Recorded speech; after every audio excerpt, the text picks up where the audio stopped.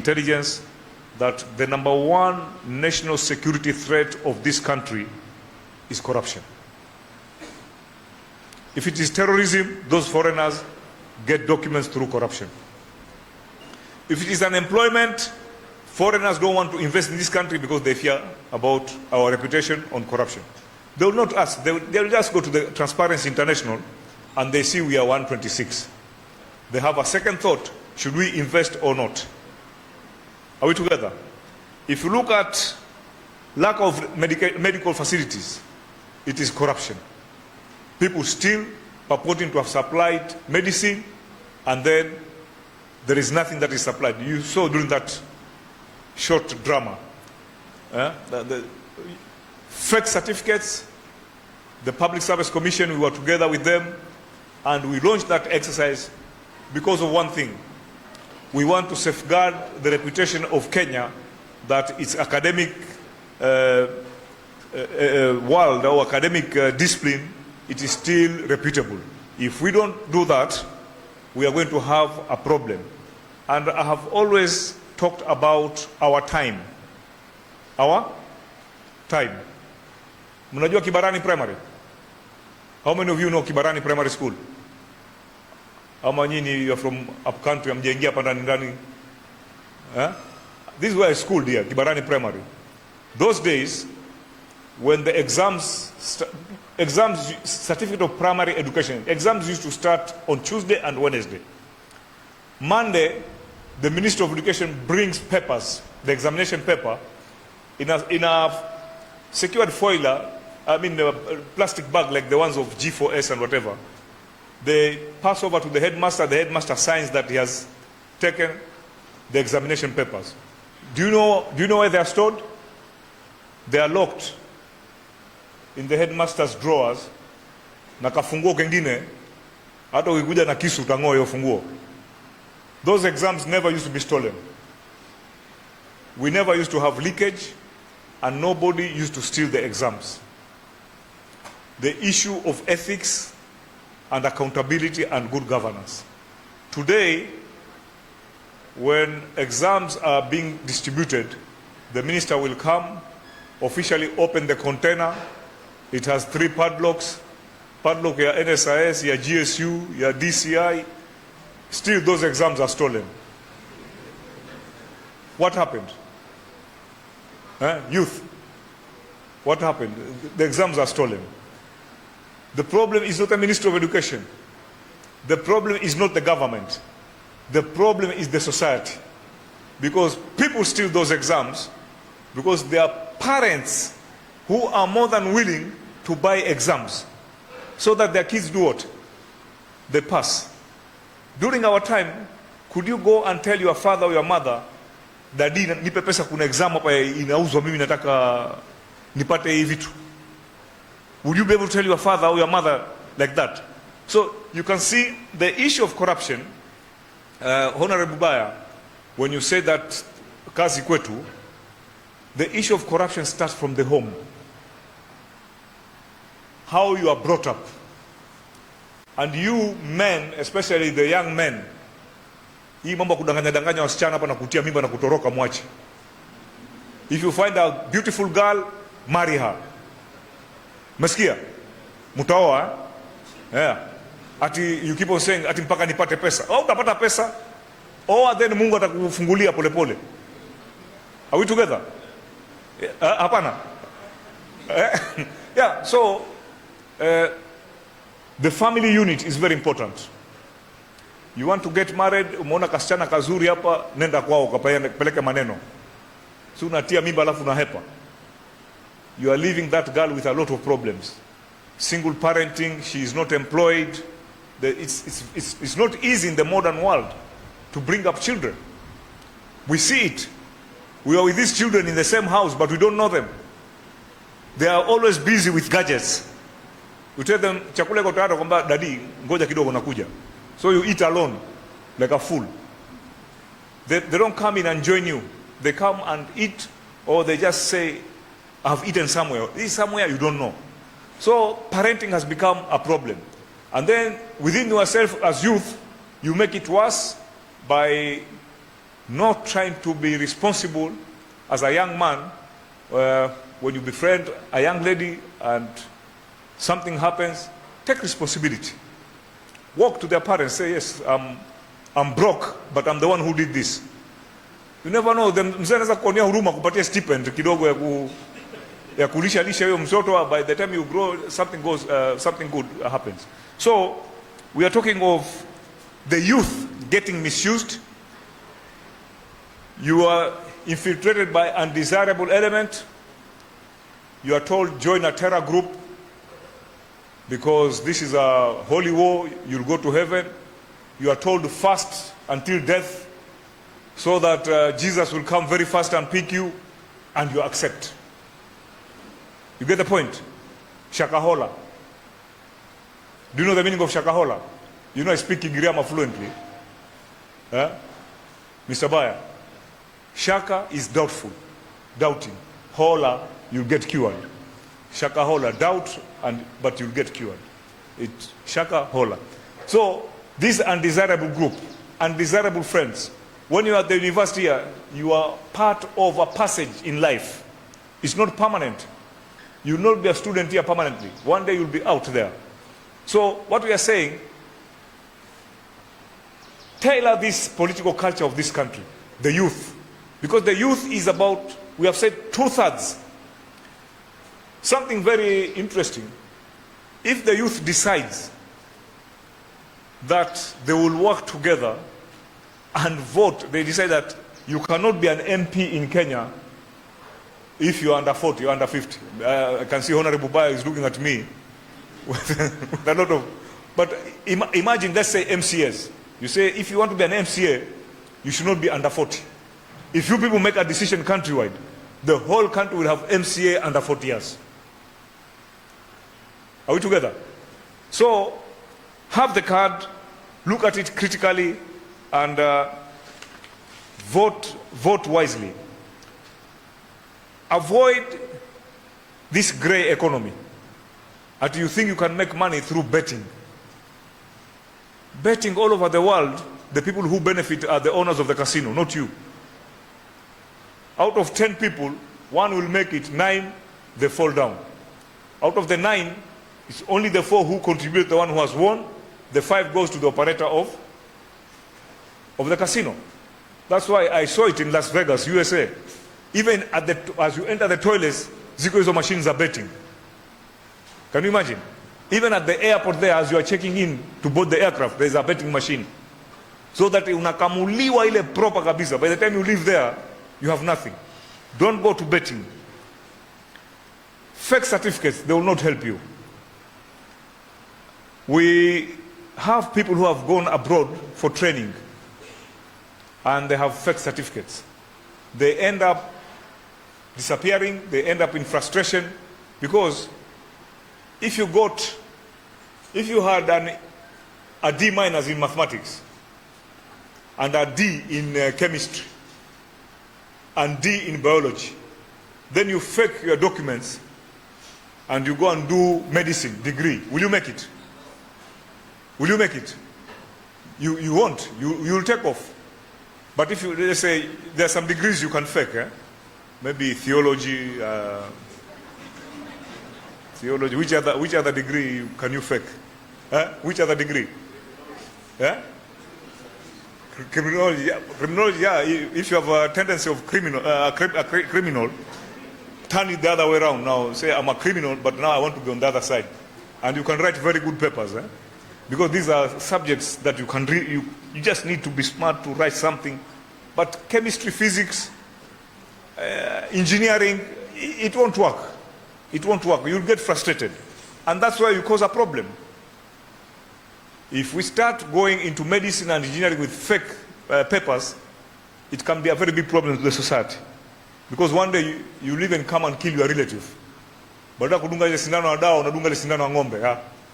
Sasa, or the other way around. Instead of giving him medicine to lower the high blood pressure, lower the sugar level, umeenda kumpatia ile ya kuongeza sukari na jamaa naenda. So we need to look at the issue of also apathy. People say, Mimi, I cannot vote because there's nothing I can gain out of voting. But you're forgetting, if you don't vote, you have done a very big disservice to the country. By being absent, you have contributed to the problem of that county, of that ward, or of that constituency. So vote, the way I told you, vote wisely. When you look at issues to deal with material wealth, I know, how are you called now? Are you called Z generation, or there's another word now? Huh? What is the latest terminology for the youth? Millennium or what? Huh? Z. Ikitoka Z itakuwa nini sasa? Tunarudi tena A. Itakuwa A generation. So the Z generation, don't see the professor there being moved by a Prado, and you start admiring also you want a Prado. There's a sequence in life. In life, there's a sequence. You have to start from, then you can try to be fast, but not very fast. Some of us get cheated. You are told a person who accumulates wealth, regardless of how he has accumulated it, we end up glorifying those people. You need to do a self-vetting of any leader. It's not only in politics. Even your church leader. When somebody says, I want to become a church leader, I want to be in the committee member of the mosque, check what is the background of this fellow. Are we together? You may get somebody who is very, very qualified. And this is where we go wrong, Honorable Sang and Honorable Baya. Most of if you read our newspaper, you hear this state corporation, there's lots of money. SACCO, there's lots of money. This organization, there's lots of money. This county, there's lots of money.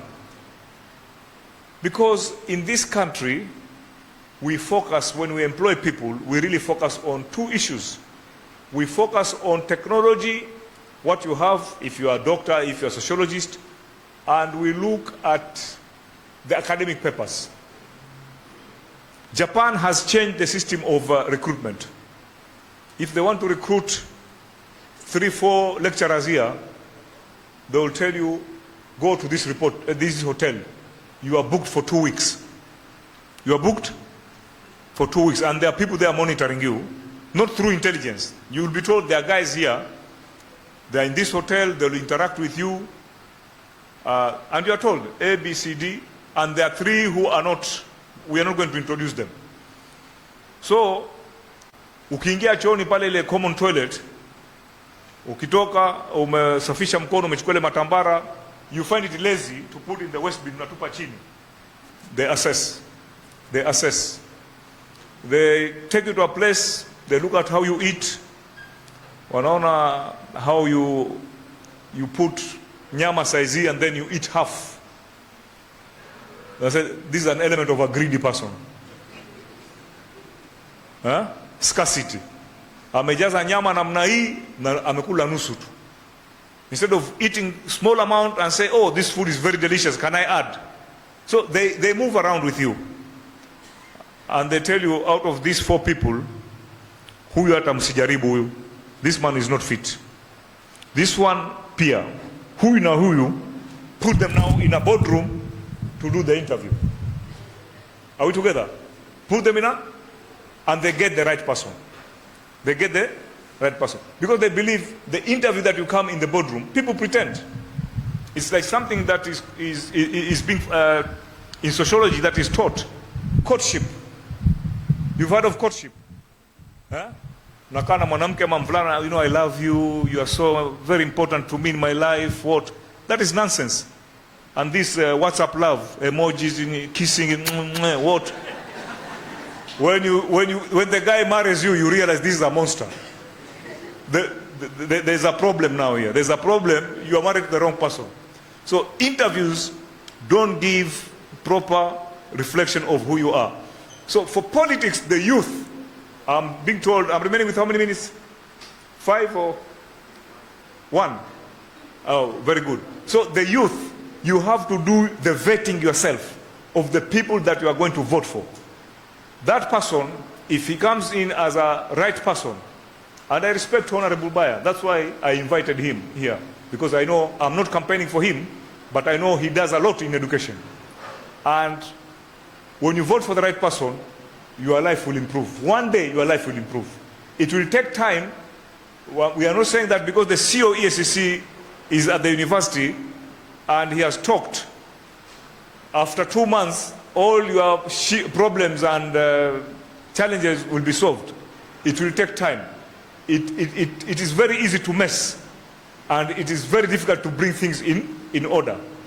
The fight against corruption in this country, people will say, mtu anakuja kuongea tu hapa na bado hata corruption is everywhere. Yes, there's corruption in this country, and it's too much. But we have that clock.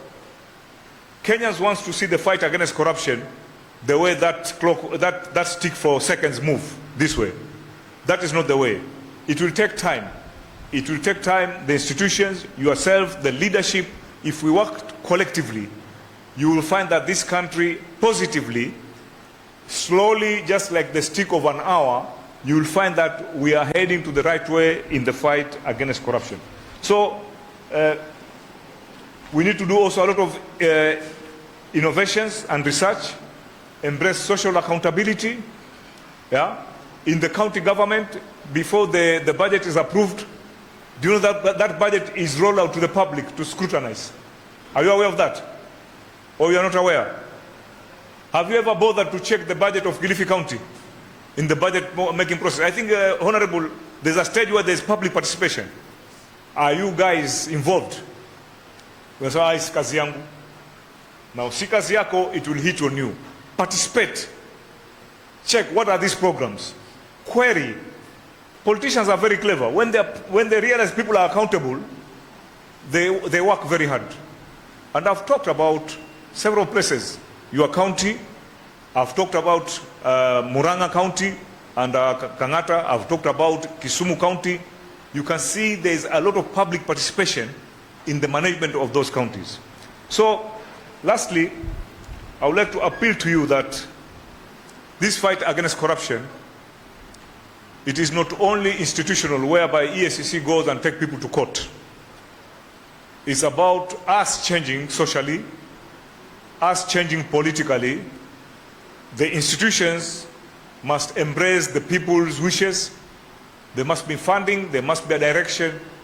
And if we follow that kind of route, this country will be somewhere. I tell people that I've traveled about 50 countries in the world. Many Kenyans don't know this is a very beautiful country. And this country has got everything that can make us move and become like any other country in the developed world. Hii mambo ya kujicompare na some failed states hapa, region, na kusema we are the best. It's true we are the best. There are some areas here in the region, when you land at the airport, you realize we are very far. But Kenya can be farther than this. Kenya should be in the league of a country like Thailand, Korea, Malaysia, Singapore. These countries were more backward than us when we were independent. What went wrong? What happened? What went wrong, what happened is corruption. The corruption has got three horns. You have the political culture that needs to be streamlined, the social culture that is the citizen, and the institutional culture that institutions should work and perform effectively. That brings me to the end of my presentation. I know it's very hot, and maybe if it was boring, I'm sorry. But you are free to ask questions. There'll be plenary here. And once again, Professor, thank you for availing this time for us. We feel very good that, for me, as somebody from Kibaoni, I don't want to say Kilifi now, because mnajua Kibaoni ni wapi, si ndio?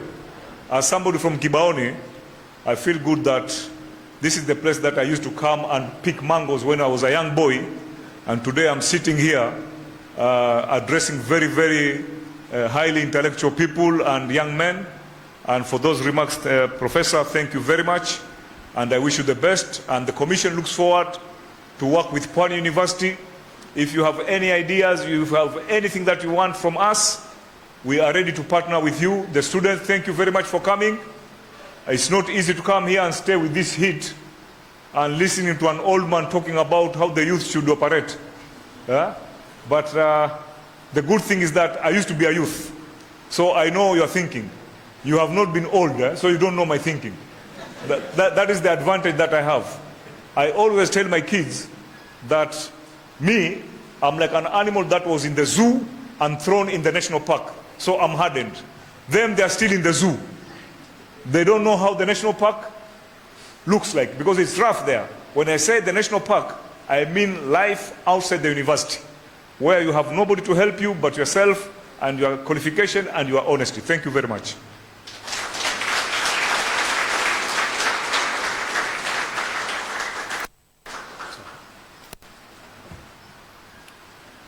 Thank you. I think we can appreciate the CEO better.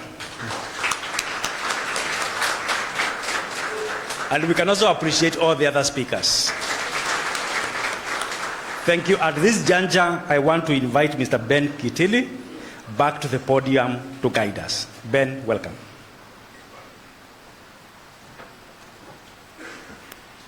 Thank you, Director.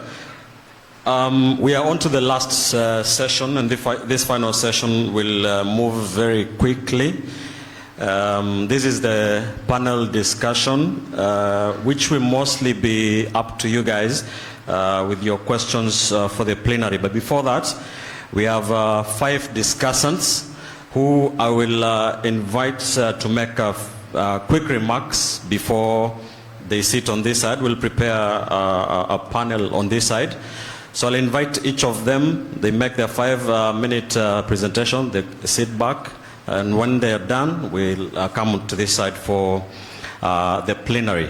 But as we arrange that, I want to introduce the final piece of entertainment today. We've had shairis, we've had a dance. It's time for spoken words. I'd like to invite Sumea from Pwani University with spoken word poetry as we arrange for the panel discussion and the plenary.